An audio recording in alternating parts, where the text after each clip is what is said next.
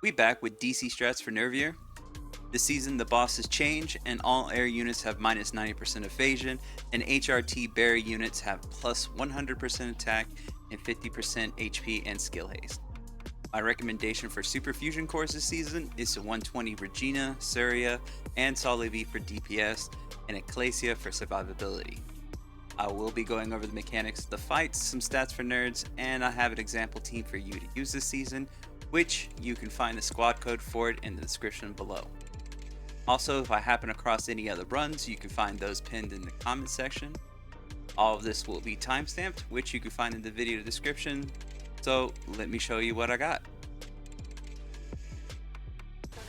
The expert only change is the boss's auto attacks don't hit just once now, it hits 4 times, which is why Dino dies so easily. The boss's pattern enhance changes the phase transitions from the original 66% HP and 33% HP to now 75%, 50%, and 25%. The new transitions at 75% and 25% changes the HP degen from 3% to 5%. The boss's special conditions gives all the adds 100% main stat, 1% AP regen, and super skill tier armor, so they won't be able to get knocked back by any specials.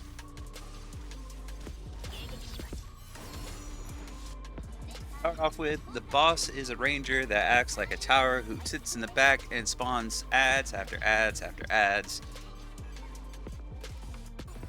The ads that are spawned consist of a whole bunch of little defenders that run at your team, a sniper that stands in front of the boss, and not only does he do a large amount of damage on his attacks, but he also does percent HP damage as well as strips any barriers that are on the units that it hits.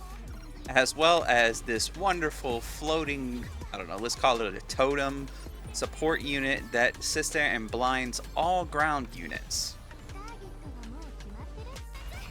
Boss's special, indicated by the blue bar underneath her portrait, is just an AoE attack that pretty much only snipers can outrange. Everyone else will take damage and probably get knocked up.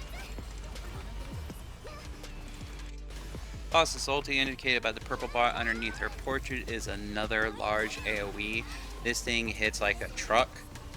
So you either want to sit there and try to time your units to not be in range of it, or you usually want to try an iframe or evade it. This boss has an HP gate at 70% HP that once you reach that, she will use a super level knockback that'll knock back any of your units back to your ship except those that are immune to knockback. You can evade it or iframe that as well. Though do note that if you use anything like ults during it, she is completely immune, so you will be wasting your ult.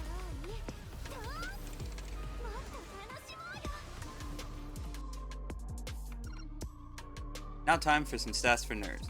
This boss has 1.7 million HP, 1.9k defense, 2.2k hit, and 1.3k evasion. This means your tanks are going to need at least 1,203 evasion or more, and to surefire this boss, your DPS will need 2,484 or more hit, and if you shred the evasion by 50%, they'll need 1,204. The annoying sniper that spawns, it actually has a pretty long animation time for its attacks. So you can use your S1 on Detroit or other similar skills to sit there and interrupt its attack animation, and then it'll start all over again, which might buy you some precious time to save some units.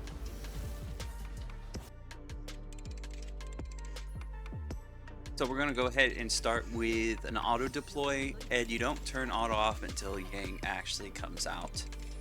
It's a little deceiving at the start, but you turn it off too early, she won't deploy. Now this run is simple in nature, but there is some RNG elements to look out for. One of them is how dumb can Lin Jian be this time, because she has a really bad habit of trying to run forward in front of Estarossa and she gets herself killed. To circumvent that, we need Nervier to work with us a little bit and deploy some ads so that we don't end up running forward. If you find that you are killing these ads a little too quickly and Lin Jian's running forward too much, you could not ulti on Yang, and that should help out with the push, a little less attack for your team. Now, whenever Estarossa has her ultimate up, you are going to want to use that as soon as possible. Not only does it help out with clearing the ads, but it gives her more HP, which means she actually does more damage with her enhanced attacks, which all do true damage. Though they all miss, it's still a little bit more damage. After that, at this point right here, I like to wait till Solvi's out on the field, then use Chinatsu's ultimate. It was up a little before she could deploy. And then after that, if everything's going okay, Lin Jian will die for the president here. And then you can deploy your Aegea, and she will make sure that Estarossa doesn't end up dying in an awkward position. And like I said, this run's pretty simple. Honestly, we're chilling here. We're waiting for our last Estarossa ultimate. Well, maybe second to last for some. You can squeeze another ultimate out, though I do run out of time here.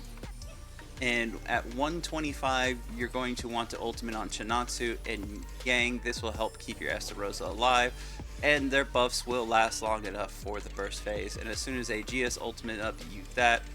Go ahead and pop Surya's ult, but wait for Solivi's ultimate before you pop Regina's. That way you have Surefire on the boss and you can just explode it.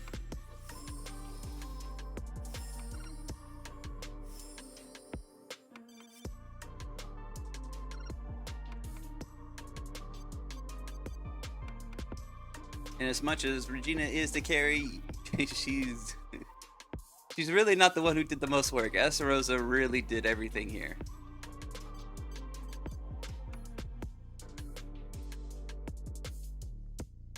For gear, we are running Quad as a ship, Sishop as the operator. For Lin Jian, we're going with tanky CDR. She doesn't need inhib hands. It doesn't matter if she has, but she'll still get one shot by the sniper. For Estarossa, I'm going with the EE set for CDR, but you can use regular Mage. Chinatsu, we are just going with our tanky, fastest CDR set we could put on her. And the same for Yang. For Surya, I'm going ult amp on her, just so that we can get a little bit of extra damage at the end. For Sinjia, I would put your third best CDR set.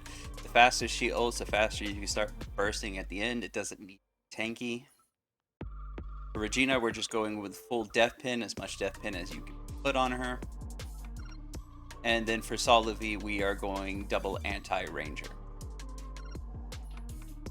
Thanks everyone for watching. I hope this helps you improve your scores this season. I hope the RNG blesses you. We are using Surya this run.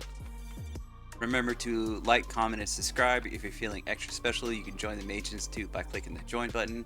You can catch me on Discord, link is in the description. And if you want to support this channel, there's a link in the description for that too. As always, I will see you all next time.